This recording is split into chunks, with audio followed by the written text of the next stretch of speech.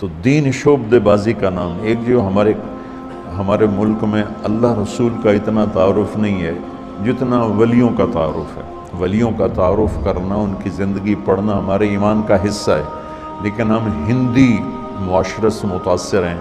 ہم نے ولیوں کو بھی اللہ کے قریب پہنچا دیا اور جھوٹی سچا جو کچھ چاہا لکھ دیا. اس امت نے دین کو بچایا ہے سند کے ساتھ. یہ تھوڑا ہے کہ جو مرضی لکھا ہوا آمین. شیخ عبدالقادر جیلانی رحمۃ اللہ تبارک و تعالی علیہ پیران پیر ہیں، اس میں کوئی دوسری رائے ہے ہی نہیں کہ وہ ولایت کے مقام میں سب سے اوپر ہیں. اللہ نے ان کو یہ مقام دیا ہے. لیکن ان کے بارے میں جھوٹی باتیں. سلام پھیرتے تھے، جب ادھر منہ کرتے تھے تو ادھر والے علماء بن جاتے تھے، اور ادھر منہ پھیرتے تھے تو ادھر والے حافظ بن جاتے تھے، اور وہ ان پڑھ کہتے ہیں سبحان اللہ. ارے بھائی ایسا نہیں. میرے نبی سے بڑی نظر ہے جیلانی کی. قطب سبحانی، پیران پیر، جتنے ٹائٹل دو تھوڑے ہیں، لیکن میرے نبی کے سامنے تو وہ ایک تنکے کی حیثیت نہیں رکھتے ہیں. ساری ولایت تو بہت چھوٹی چیز ہے. سارے انبیاء اکٹھے ہو جائیں تو میرے نبی کے سامنے کیا ہے؟ کچھ بھی نہیں. تو میرے نبی سلام پھیرتے تو عالم بنا دیتے، ادھر سلام پھیرتے تو حافظ بنا دیتے. آپ نے تو کیا نہیں تو یہ پیران پیر کیسے کر دیا؟ یہ اس قسم کے جھوٹے قصوں نے وہ دین کا حلیہ بگاڑ دیا، دین کی شکل بگاڑ دی. مثال کے طور پہ یعنی آپ اگر ہمارے صوفیاء کی کتابیں اٹھا کے پڑھنا شروع کریں نا، تو آپ کو وہ ایسی یعنی باتیں اور ان کے اندر ملیں گی کہ آپ کہیں گے یار یہ باتیں مطلب کوئی عقل میں آنے والی نہیں ہے. تذکرۃ الاولیاء کتاب دیوبند بریلوی دونوں چھاپ رہے ہیں، اس میں آپ ذرا بزرگوں کے دعوے سنیں. وہ بندہ کہتا ہے یار یہ کون سی کرامتیں ہیں؟ انہوں نے سورج واپس بلانے ہیں. شاہ شمس نے بلایا سورج نو تے بوٹی پون دیتی ملتان او ملتان جی پونی جانی سگردوچ نہیں ہو سکتی کیونکہ وہ تو سورج آندا نہیں نا.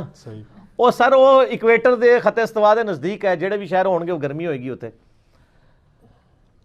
اس طریقے سے وہ لوگ یعنی باتیں کرتے کرتے دنیا سے چلے گئے، کہانیاں کرا کے چلے گئے. اور اکثر آپ نے کئی بزرگوں کے بارے میں سنا ہوگا جی جناب ایک کوئی ان کے پاس ان پڑھ بندہ چلا گیا، جی مجھے قرآن پڑھا دو. وہ کہتا جی بزرگوں نے کہا جی میرے پیچھے نماز پڑھی. کہتے جی پیچھے نماز نیت کی. نماز تو ایک نے نیت کی تھی، وہ کہتے ہیں دائیں طرف سلام پھیرا، جتنے سارے حافظ بن گئے. آپ کہتے ہیں سبحان اللہ. بائیں طرف والے سارے ناظرہ بن گئے. نبی علیہ السلام کے پاس جب کوئی قرآن پڑھنے جاتا تھا وہ اصحاب صفہ میں شامل ہوتا تھا، بیچارہ فاقے کاٹتا تھا،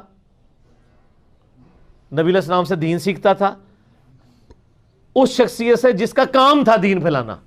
حتیٰ کہ مسند احمد میں اگر آپ دیکھیں تو غزوہ بدر میں کچھ قیدی کافروں کے اس شرط پہ چھوڑے گئے تھے کہ 10 مسلمانوں کو لکھنا پڑھنا سکھا دیں.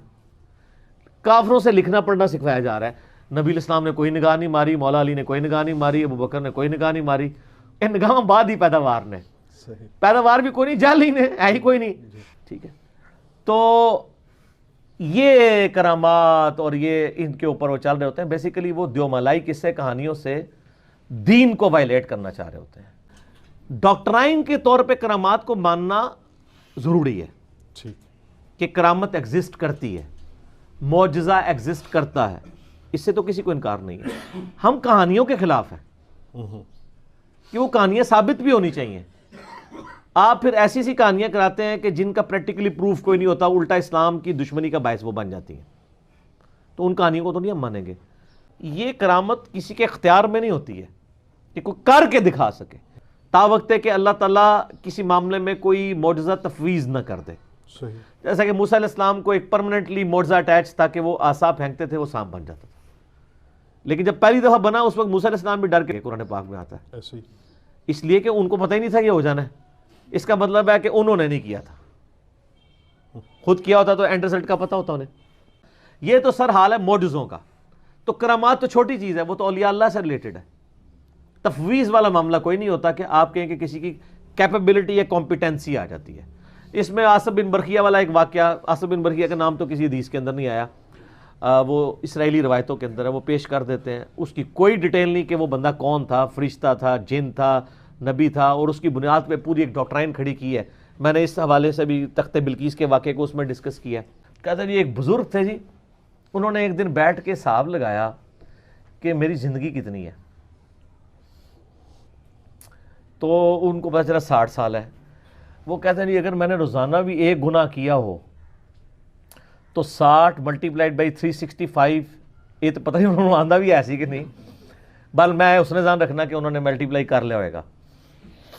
اچھا کر کے تو وہ انہوں نے کیلکولیٹ کیا تو وہ جناب وہ تو پتہ نہیں کتنے ہزاروں گناہ ان کا, تو میں نے تو کئی دن ایک سے زیادہ بھی کیے ہیں, تو یہ تو لاکھوں گناہ ہے.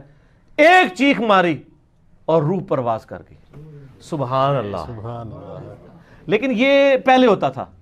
اب لوگ پوچھتے ہیں کہ سر یہ چیخ انہوں نے ماری اور حساب کتاب سارا خود کیا, یہ آپ کو بتایا کس نے کہ یہ ہو گیا تھا؟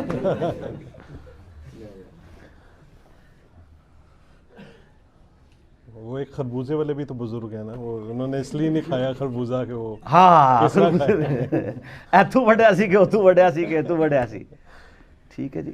تو آپ یہ دیکھیں اس میں نے ایک اور بھی کئی یہ ویسے کرنی کے بارے میں جو انہوں نے مشہور کیا ہوا ہے کہ جی انہوں نے کیا پتہ نہیں اے دند ٹوٹیا سی, اے ٹوٹیا سی, اے سارے ہی توڑ دی.